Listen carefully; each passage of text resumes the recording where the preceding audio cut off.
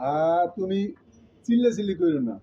এই যে ছোট বাবু, নাম হলো মেহমেদ, সে দীর্ঘদিন ধরে এই যে দোলনা কিনবে, দোলনা কিনতে চায়, দোলনায় চড়তে চায়। এরপরে কি করলাম, ঘরে ছিল কাপড়, কাপড় দিয়ে দোলনাটা বানাইছি। দোলনা বানিয়ে দোলাইতে আসি, দোল খাইতে আছে।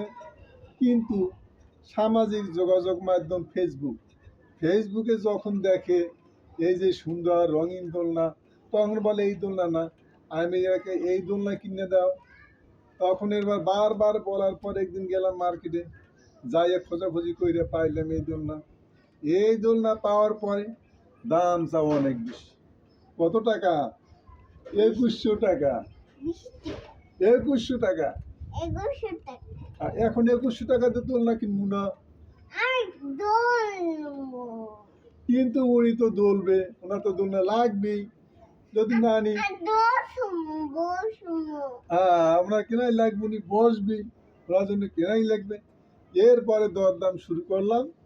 দরদাম শুরু কইরা এখন দেখি কত টাকায় দিবেন, না তারা দেখি 1500 টাকার নিচে নামেই না, 1500 টাকার নিচে দিবেই না।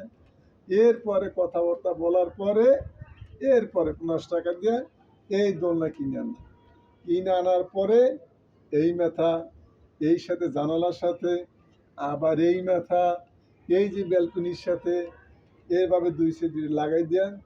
এরপর উঠলাম দুইজনে, দুই বাপ বেটা উঠলাম দোলনায়। এবার দোল খাই দোলনায় দোলে দোলনা। এরপরে যে দোলনা কেনার আমাদের সাথ মিটলো, এই ছেলেটার জন্য দোলনা কিনলাম। দোলনা কিনছি কার জন্য? 20 টাকা। উনি বলে 20 টাকা। টাটা দাও, টাটা। আমাদের দোলনায় আমরা আছি। আল্লাহ হাফেজ বলো, আল্লাহ হাফেজ। আল্লাহ হাফেজ।